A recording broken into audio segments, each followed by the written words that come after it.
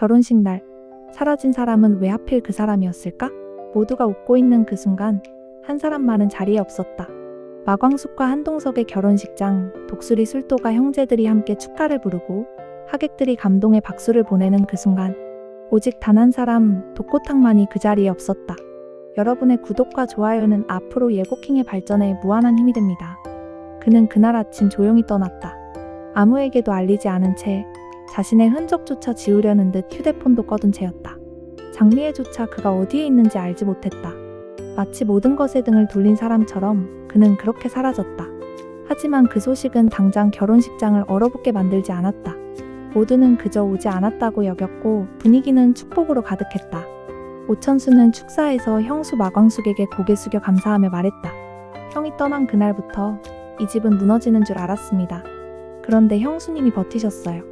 하나둘 모이기 시작한 형제들, 그 중심엔 늘 형수님이 있었습니다. 오늘 그분이 새로운 사랑을 시작합니다. 형도 어디선가 지켜보고 계실 겁니다. 형수님, 진심으로 감사합니다. 행복하게 사세요. 마광숙은 끝내 참았던 눈물을 쏟았다. 동석은 그녀의 손을 잡으며 다정히 말했다. 이젠 울지 말아요. 내가 곁에 있을게요. 그러나 바로 그 시각, 오천수의 휴대폰으로 한 통의 메시지가 도착했다. 술독 창고에서 누군가 발견됐습니다. 구급차 불렀습니다. 보낸 이는 독수리 술도가 창고 관리자였다. 오천수는 순간 얼어붙었다. 그는 자리에서 일어나 동석에게 귓속말을 건넸고 두 사람은 조용히 식장을 빠져나왔다. 한편 장미애는 그 시각 독수리 술도가 안채에 도착했다. 그녀가 찾은 사람은 다름 아닌 마광숙이었다. 단둘이 마주 앉은 자리, 장미애는 말없이 오래된 서류 봉투 하나를 꺼냈다. 이거 원래 강수 아버지가 갖고 있던 거예요. 지금은 당신이 보는 게 맞을 것 같아서요. 봉투 안엔 오래전 작성된 부동산 계약서와 공증문서, 그리고 과거 독고탁과 나누었던 내용이 담긴 메모가 들어있었다. 마광숙은 그것을 조심스레 들여다보다 고개를 들었다. 왜 이제야 이런 걸 나한테 왜 이러는 거예요? 장미애는 담담히 말했다. 난 용서받을 자격이 없다고 생각했어요. 그런데 셀이랑 강수 그리고 범수까지 다 내 잘못으로 흔들리고 있잖아요. 내가 감당해야죠. 당신이 술도가를 지킬 수 있게 해야 하잖아요. 그 순간 마광숙의 눈빛이 흔들렸다. 단 한 번도 장미애는 그녀에게 먼저 손을 내밀지 않았던 사람이었다. 그런데 지금 모든 걸 내려놓은 듯한 이 모습은 낯설면서도 묘하게 진심으로 다가왔다. 그래요. 아직은 다 받아들이기 어려워요. 하지만 술도가 그건 내가 끝까지 지켜볼 거예요. 그녀의 대답은 용서도 거절도 아닌 책임의 선언이었다. 한편 병원에 도착한 오천수는 응급실 앞에서 전화를 걸었다. 곧이어 달려온 장미애는 창백한 얼굴로 물었다. 탁씨 괜찮아요? 의사는 중환자실 앞에서 설명했다. 신체는 회복 중입니다. 다만 극도의 스트레스로 인한 정신 혼란이 보입니다. 정서적인 충격을 크게 받은 상태예요. 오천수는 고개를 돌려 조용히 말했다. 그럼에도 형은 다시 일어나야 합니다. 책임지기 위해서라도. 그리고 며칠 후 독고탁은 중환자실에서 의식을 되찾았다. 첫 마디는 엉뚱했다. 술독 창고 아직 남았지? 오천수가 고개를 끄덕였다. 그러자 독고탁은 미소 아닌 미소를 지으며 말했다. 그럼 거기서 다시 시작하지 뭐. 나 아직 끝난 거 아니야. 한편 범수는 세리에게 마지막 메시지를 보냈다. 한이랑 바다 보러 왔어요. 내가 좋아했던데. 생각나면 와요. 꼭 대답 안 해도 돼요. 그냥 내 자리는 여전히 여기라는 걸 말해주고 싶었어요. 세리는 휴대폰을 껐다. 그리고는 가만히 창밖을 바라봤다. 마음속에 있던 얽히고 설킨 감정들이 하나씩 정리되어 가는 듯했다.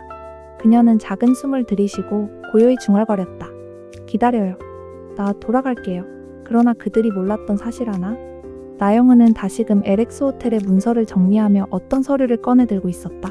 장미애가 예전 무심코 보낸 서류 뭉치 속엔 예상치 못한 지분 관계 오류가 숨겨져 있었던 것이다. 그 하나로 인해 술도가의 운명은 다시 한번 흔들릴 수 있는 상황이 펼쳐지고 있었다. 과연 독고탁은 다시 자리로 돌아올 수 있을까? 장미애는 진짜 용서를 받을 수 있을까? 그리고 세리는 범수의 곁으로 돌아올까? 다음 이야기는 이제 진짜 시작입니다. 결혼식이 끝난 후 마광숙과 한동석은 조용한 바닷마을로 신혼여행을 떠났다. 수많은 갈등과 눈물을 지나온 두 사람에게 그곳은 마치 시간마저 멈춘 듯한 평온함을 선물해 주었다. 작은 민박집에서 아침을 맞이한 마광숙은 따뜻한 바다 내음을 들이마시며 말없이 웃었다. 동석이 커피를 내오며 그녀 옆에 앉았다. 이런 시간 우리한테도 오긴 오네요. 그쵸, 매번 울기만 했던 것 같은데 이제는 좀 웃어도 되겠죠? 그녀의 눈가에 남은 미소는 진심이었다. 두 사람은 모래사장을 걸으며 서로의 손을 놓지 않았다. 서로를 향한 믿음, 그리고 이제야 찾은 안식. 그건 그동안의 고된 시간에 대한 작은 보상이었다. 한편 술도가에서는 놀라운 소식이 연이어 전해졌다. 먼저 오홍수가 가족들을 불러 모아 선언했다. 나 아빠 된다. 지옥분이 옆에서 수줍게 고개를 끄덕이자 모두가 함성을 질렀다. 헉, 진짜예요? 언제요? 병원 갔더니 딱 나왔어요. 축하해줘요.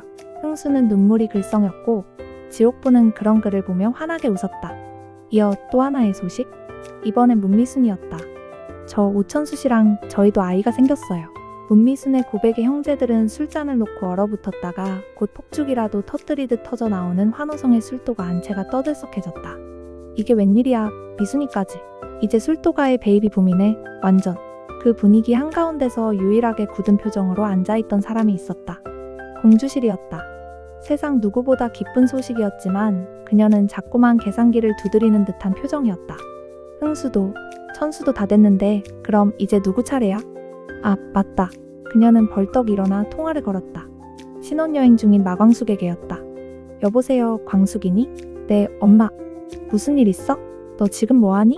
아, 그냥 동석 씨랑 산책 중인데요. 산책은 됐고 애기는? 임신은? 응? 왜 이래 민망하게. 너도 듣긴 들었지? 천수랑 흥수 다 애 생겼어. 그런데 너희만 소식이 없으면 나 어떡하니? 이런 게 바로 경쟁에서 뒤처지는 거 알지? 엄마, 아직 우리 결혼한 지 이틀밖에 안 됐어. 그럼 뭐해? 이틀이면 충분하지. 요즘은 속도가 생명이야. 빨리 계획 잡아. 전화기를 끄는 공주실은 들고 있던 찻잔을 덜컥 내려놓았다. 하, 이 집안 애 낳는 순서도 경쟁이네. 나중에 육아는 내가 다 도맡게 생겼어. 그 소식을 전해 들은 광숙은 잠시 멍하니 서 있었다. 옆에서 무슨 일인지 묻는 동석에게 조용히 말했다. 당신, 우리 빨리 계획 세워야 할 것 같아요. 왜요? 갑자기? 경쟁자가 너무 많아졌대요. 할머니 타이틀 놓치지 않으시겠대요? 동석은 웃음을 터뜨렸다. 이 집안 참 사랑도 출산도 경쟁이네. 광숙도 함께 웃으며 말했다. 그래도 우리 천천히 가요. 너무 늦지만 않게. 그 순간 둘 사이에 흐른 공기는 더욱 단단해졌다. 사랑이란 결국 누구보다 믿고 기다리는 것이란 걸 서로가 알고 있었기 때문이다. 하지만 그런 둘을 향해 공주실은 여전히 열혈 추진 중이었다. 다음날 그녀는 한약방을 찾았다. 기운 돋는 약 있어요? 우리 딸 챙겨줄 건데 아주 그냥 효과 확실해야 돼요. 한약사조차 당황해 사위분 체질을 먼저 봐야 라고 말하려 했지만 공주실은 단호했다. 사위요? 아니에요. 우리 광숙이요. 무조건 빨리 생기는 방향으로요. 이제 술도가인 연희은 축복과 함께 또 다른 긴장감이 감돌기 시작했다. 이 집안 진짜 출산 전쟁이 시작된 걸까? 그날 밤 독고세리는 잠을 이루지 못했다. 창밖에 가로등 불빛이 한이의 작은 얼굴을 비추고 있었다. 잠든 한이는 천사처럼 평화로웠지만 세리의 마음은 복잡했다. 자신이 엄마가 아니란 이유만으로 누군가에게서 이 아이를 지켜내야 한다는 현실이 참으로 야속하게 느껴졌다. 며칠 전 나영은이 세리를 찾아왔을 때의 장면이 떠올랐다. 고급 레스토랑의 구석자리. 나영은은 단도직입적으로 말했다. 한이, 이제 데려가려고요. 당신이랑 있으니까 더 불안해졌어요. 남의 아이를 너무 오래 키우면 정이라도 생긴다던데 그 정 이제 거두세요. 세리는 말없이 커피잔을 내려놓았다. 손끝이 떨렸다. 그 아이는 내가 엄마라고 부를 때도 당신보다 훨씬 따뜻하게 웃었어요. 지금은 한이가 날 찾고 안기고 아플 때 내 품에 기대요. 나영은 씨, 당신은 그걸 본 적 있어요? 나영은은 미묘하게 표정을 일그러뜨렸다. 그래서요? 결국 생물학적 엄마는 나잖아요. 그럼 그 생물학적 엄마가 왜 그 아이 곁에 없었죠? 세리의 반문은 날카로웠고 나영은은 입술을 지그시 다물었다. 그 대화를 떠올리며 세리는 깊은 한숨을 내쉬었다. 문을 두드리는 소리에 정신을 차렸다. 오범수였다. 조심스레 들어온 범수는 한이의 이불을 정리하던 세리 옆에 앉았다. 또 나영은 때문이야? 세리는 고개를 끄덕였다. 저 사람 포기 안 할 거야. 아이를 데려간다기보다 나한테서 한이를 빼앗는 게 목표처럼 보여. 범수는 그런 세리를 말없이 안았다. 그럴수록 내 곁에 더 있어줄게. 난 우리 셋이 가족이라고 믿어. 세리, 넌 누구보다 엄마야. 세리는 범수의 어깨에 얼굴을 묻었다. 눈물이 흘렀지만 그건 절망의 눈물이 아니라 다짐의 눈물이었다. 그녀는 한이를 지킬 것이다. 어떤 법적 다툼이 오더라도, 어떤 공격이 닥치더라도. 그 무렵 나영은은 변호사 사무실에서 서류를 건네받고 있었다. 후견인 해지 신청서. 그녀는 고개를 끄덕이며 말했다. 법은 내 편이 돼줄 거예요. 결국 친모라는 이름이 증거니까. 하지만 그녀는 모르는 듯했다. 이제는 단순한 법보다 더 강한 진심이라는 이름이 있다는 것을. 한편 독수리 술도가에선 또 다른 변화가 이어지고 있었다. 독고탁이 병상에서 회복해가고 있었고 마광숙과 한동석은 신혼여행을 마치고 돌아왔다. 오천수와 문미순, 오홍수와 지옥부는 함께 병원을 다니며 출산 준비에 한창이었다. 공주실은 어느 날 새벽같이 시장을 다녀와 광숙의 냉장고에 미역국을 잔뜩 채워 넣었다. 언제든 임신해도 되게 미리 준비해두는 거야. 요즘은 미리미리야, 알지? 광숙은 어이없어 웃었지만 그 속에 담긴 엄마의 진심은 잘 알았다. 딸이 행복하길 그 바람뿐이라는 걸. 엄마, 나 애 낳아도 당신처럼 살진 못할 거야. 그럼 너답게 살아. 다만 기회가 왔을 땐 놓치지 마. 그 말에 광숙은 한동석을 떠올렸다. 그는 지금도 말없이 곁을 지켜주는 사람이었다. 누구보다 조용히, 그러나 누구보다 깊게. 그리고 마침내 술도가 안채엔 다시 모임이 열렸다. 장미애, 마광숙, 오천수, 오강수, 세리, 범수까지 한자리에 모였다. 장미애가 조심스레 입을 열었다. 나영은 곧 후견인 해지 신청을 낼 거예요. 우리 술도가가 법적으로든 정서적으로든 대비를 해야 해요. 세리가 고개를 끄덕이며 대답했다. 한이는 내가 지킬 거예요. 하지만 저 혼자서는 어려워요. 그러자 마광숙이 나섰다. 그 아이가 술도가 식구라면 우리가 함께 지켜요. 우리 가족이니까. 순간 모두의 표정이 굳어졌다가 이내 단단해졌다. 이건 단순한 법적 분쟁이 아니었다. 가족의 의미를 증명하는 싸움이었다. 그날 밤 오범수는 세리에게 다가가 작은 상자를 내밀었다.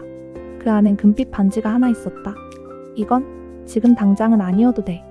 하지만 우리가 끝까지 함께하겠다는 약속, 그건 오늘부터 해도 되잖아. 세리는 조용히 웃었다. 그리고 고개를 끄덕였다. 응, 오늘부터 함께야. 그 순간 사랑도 가정도 모두 흔들리고 있었지만 단 하나 흔들리지 않는 것이 있었다. 서로를 믿는 마음. 그 위에 진짜 가족이 자라고 있었다. 그러나 그들의 앞에 놓인 법정은 이제 곧 열릴 예정이었다. 그리고 나영은은 새로운 증거 하나를 손에 넣었다는 소문이 돌고 있었다. 그녀가 준비한 마지막 패는 과연 무엇일까? 그리고 술도가 식구들은 그 치열한 싸움 속에서 끝내 지켜낼 수 있을까? 다음 이야기는 법정에서 시작된다. 단 그 누구도 예측하지 못한 방식으로. 이제 법정까지 가야 하나요? 세리는 벽에 등을 기대고 무겁게 눈을 감았다. 한이를 사이에 둔 싸움, 그리고 나영은이 정식으로 후견인 해지 절차를 준비하고 있다는 소식에 그녀는 마음 한구석이 무너져 내리는 것 같았다. 하지만 옆에 있던 오범수는 조용히 스마트폰을 들고 있었다. 그는 이미 오래전부터 한 가지 의심을 품고 있었고 이제 그 마지막 조각을 직접 확인하기로 결심한 상태였다. 그가 전화를 건 곳은 나영은의 현재 남편 최태진이었다. 여보세요?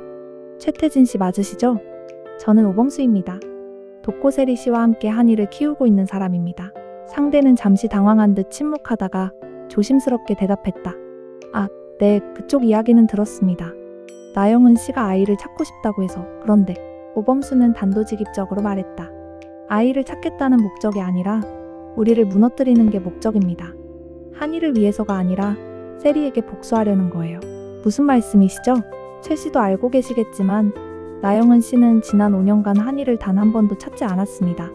그리고 최근 저희가 결혼 준비 중이라는 걸 알게 된 이후로 갑자기 후견인 해지 신청을 준비하기 시작했습니다. 그는 잠시 말을 멈췄다가 더욱 낮고 단호한 목소리로 말했다.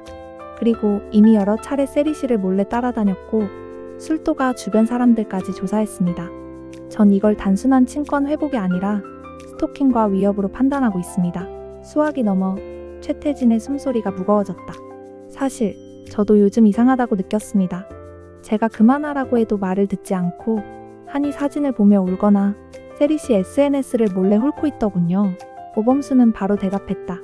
이건 아이를 위하는 마음이 아니라 과거에 대한 집착입니다. 저는 공식적으로 접근 금지 신청을 검토 중이고 더 이상 이 상황을 방치하면 법적으로 조치하겠습니다.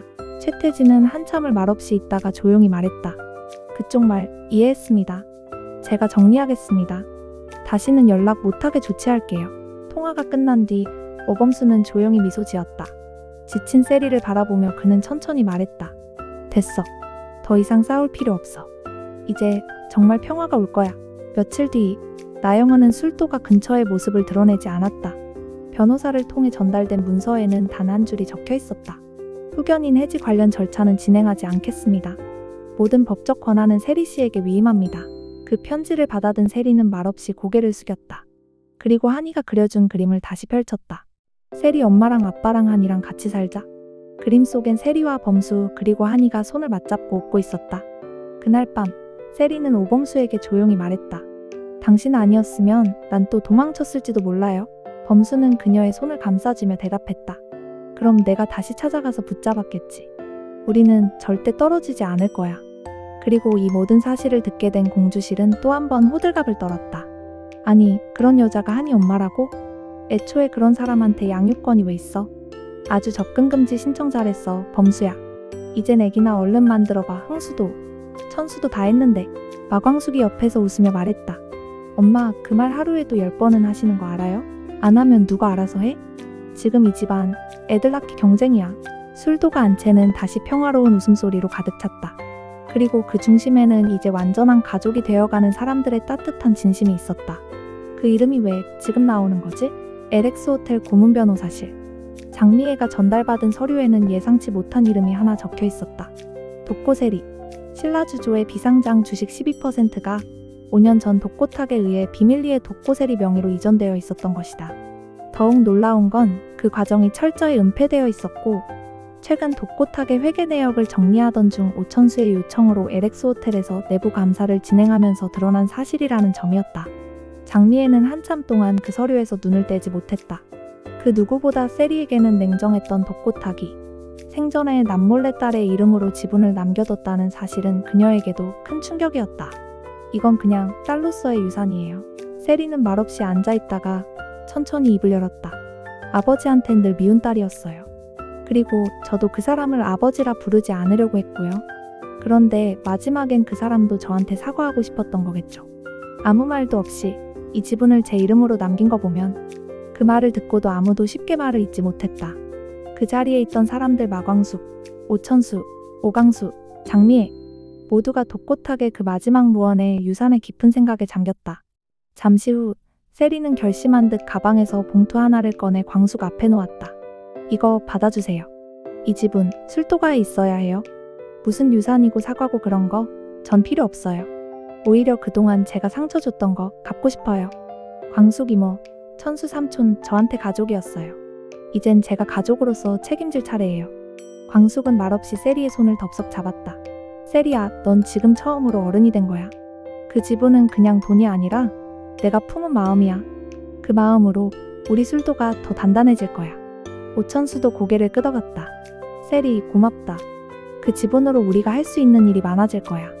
정말 술도가를 다시 새롭게 만들 수 있을 것 같아. 그리고 며칠 뒤 독고세리 명의의 신라주조 지분 12%는 공식적으로 독수리 술도가 가족 신탁 명예로 이전되었다. 이제 그 지분은 누구의 것도 아니지만 모든 가족의 것을 지켜주는 울타리가 되었다. 그날 밤 광숙은 세리의 방을 찾아가 조용히 말했다. 너 우리 딸처럼 여겨지는 거 알지? 세리는 미소를 지으며 고개를 끄덕였다. 알아요. 그래서 저도 이제 도망 안 갈 거예요. 이 집에 남아서 한이도 범수도 모두랑 함께 살 거예요. 그리고 거실에 모인 가족들 앞에서 세리는 작게 말했지만 단호하게 선언했다. 저 이 집 딸입니다. 독고세리예요. 이제 진짜로 술도가 사람입니다. 그 순간 공주실은 눈시울을 붉히며 장미의 옆구리를 쿡 찔렀다. 저기 좀 봐. 세리 말하는 거 어쩜 저렇게 똑부러져. 이제야 진짜 우리 식구 다 된 것 같아. 그치? 장미애는 말없이 고개를 끄덕였다. 무수한 실망과 분노의 시간들이 있었지만 이제는 서로를 안고 보듬을 수 있는 가족이 되어가고 있었다. 하지만 그들이 미처 모르고 있는 한 가지. 지분 정리 과정에서 드러난 오래된 투자본서 한 장. 거기에는 LX 호텔 측과 독고탁 사이에 비공개 투자약 정서가 붙어 있었고 그 약정서에는 신라주조 지분 외에도 브랜드 사용권에 관한 양도 옵션이 포함돼 있었다. 그 계약 과연 자동 소멸된 걸까? 아니면 누군가 아직도 그 조항을 붙잡고 움직이고 있는 걸까? 이름만 술도가고 속은 다 뺏기게 생겼어요. 오천수가 내던진 서류엔 LX 호텔 로고가 선명했다. 그리고 계약서 한 구석 붉은 글씨로 인쇄된 단어. 브랜드 협상 우선권. 독고타기 5년 전 몰래 넘긴 계약이었다. 신라주조 브랜드를 LX 호텔에 넘길 수 있다는 조항. 오천수는 이를 보며 이를 악물었다. 이건 세리 지분이 아무리 있어도 소용없어요. 이름 자체를 가져가겠다는 거예요. 장미애는 잠시 말이 없었다. 곧 무겁게 입을 열었다. 탁이 그걸 숨겼다는 거네. 지 딸한텐 지분을 넘기면서 뒤에선 브랜드를 팔아치운 거야. 마광숙이 말했다. 그래도 우리가 먼저 움직여야 해요. 가만히 있으면 진짜 다 뺏겨요. 그 순간 독고세리가 나섰다. 그럼 제가 가요. 모두가 고개를 돌렸다. 세리는 눈빛이 단단했다. 아버지가 내 이름으로 남긴 지분, 그걸로 협상해요. 필요하면 다 줘버릴게요. 단 하나, 술도가 이름만은 못 넘겨요. 세리야, 넌 아직 됐어요. 저 이제 도망 안 칠 거예요. 술도가가 우리 가족이면 저도 지킬 자격 있어요. 그녀의 목소리는 더 이상 흔들리지 않았다. 며칠 뒤 세리와 장미애는 LX 호텔 고위층을 마주했다. 이 집은 다 드릴게요. 대신 조건 있어요. 세리가 단도직입적으로 말했다. 독수리 술도가 이름은 우리가 갖습니다. 브랜드는 절대 안 넘겨요. 그게 우리 가족이에요. 상대는 비웃듯 말했다. 이 집은 겨우 12%. 우리에겐 이미 독고탁의 협상권 계약서가 있어요. 그때 장미애가 가방에서 사진 한 장을 꺼냈다. 이 사람 아시죠? 최태진. 나영은의 남편이자 당신들 이사회 사람이더군요. 상대가 눈을 부릅떴다. 이 계약이 유지되려면 깨끗해야 해요. 근데 부인의 과거 관계까지 들춰지면 회장님은 뭐라고 하실까요? 순간 공기는 싸늘해졌다. 세리는 마지막으로 말했다. 이 지분은 포기할 수 있어요. 하지만 우리 이름은 절대 안 줘요. 술도가는 우리 식구들 피와 눈물로 만든 거니까요. 침묵. 그리고 상대의 한마디. 좋아요. 브랜드는 건드리지 않겠습니다. 그날 밤 세리는 집에 돌아와 조용히 중얼거렸다. 아빠, 이건 아빠가 남긴 유산보다 더 무거운 선물이에요. 이름. 그 이름 제가 지켰어요. 오천수는 그녀 어깨를 다독이며 말했다. 잘했어, 세리씨. 진짜 술도가 사람이다. 아빠의 잘못 제가 다 대신이 갚을게요. 우리 아빠. 너무 원망하지 마세요. 한편 유치장에 갇혀 지내던 독도탁의 옥바라지를 하느라 장미애는 매일같이 드나들었다.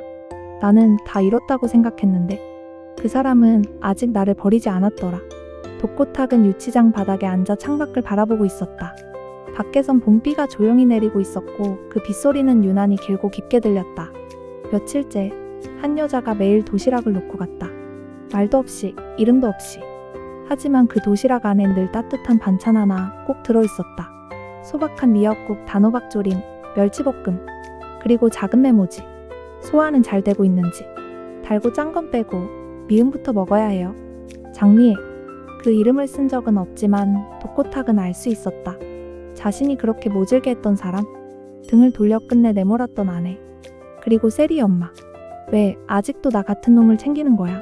그는 눈을 감았다. 심장이 죄책감으로 조여왔다. 지금껏 변명만 했던 시간들, 자기 잘못을 인정하지 않으려 했던 오만한 자존심, 그리고 술도가라는 이름 뒤에 숨었던 죄들, 다 내려놓고 싶었다. 며칠 후 검찰에 출두한 독고탁은 모든 혐의를 인정했다. 신라주조 시절 회계 조작건 모두 제가 지시했고 제가 실행했습니다. 누구의 지시도 외압도 없었습니다. 기자들이 몰려들었고 사람들의 눈총이 쏟아졌다. 하지만 그는 담담했다.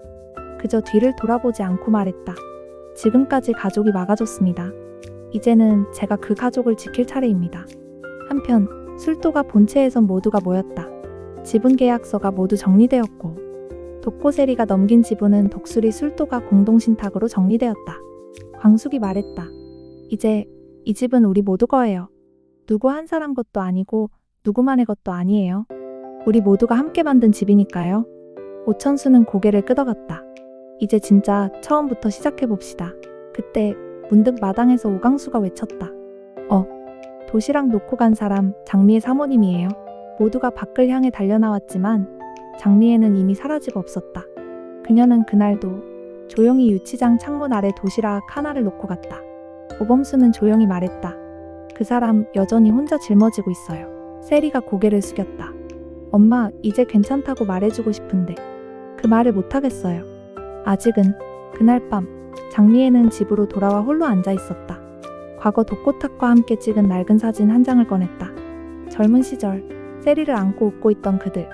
당신 그렇게 못난 사람 아니었잖아요. 나도 그걸 잊고 있었던 거예요. 이제는 내가 당신 대신 사죄할게요. 그리고 조용히 눈을 감았다. 며칠 후 독고탁은 징역 2년 6개월을 선고받았다. 법정은 무거운 침묵 속에 잠겼지만 그는 고개를 떨구지 않았다.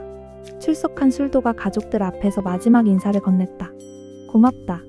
버려도 되는 놈인데. 너무 늦었지만 나도 누군가의 식구였다는 거. 이제야 알았다. 세리는 말없이 고개를 끄덕였고 장미애는 조용히 눈물을 훔쳤다. 그날 밤 술도가 마당에서 모두가 모여 술잔을 들었다. 오천수는 말없이 술을 따르며 중얼거렸다. 이건 떠나는 사람을 위한 잔이 아니라 남은 우리가 지켜야 할 이름을 위한 잔이야. 마광숙은 미소 지으며 말했다. 술도가 이제 진짜 다시 시작이에요. 그리고 마지막 세리는 한이를 안고 작은 목소리로 말했다. 한이야, 우리 가족 참 복잡하지? 그치만 말이야. 사랑으로 엉켜버린 인연은 끝이 아니라 진짜 가족이 되는 길이래.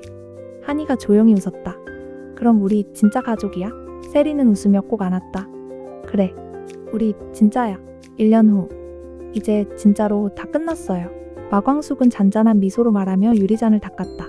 술도가 안채엔 오후 햇살이 가득했고 그 따뜻한 빛은 이제 평화로워진 이 집안의 공기처럼 부드러웠다. 1년 전 그토록 복잡하고 아프게 얽혔던 모든 분쟁, LX 호텔과의 브랜드 협상, 독고탁의 법적 책임, 나영은의 후견 인시도, 그리고 수많은 오해와 이별들, 지금은 모두 정리되었다.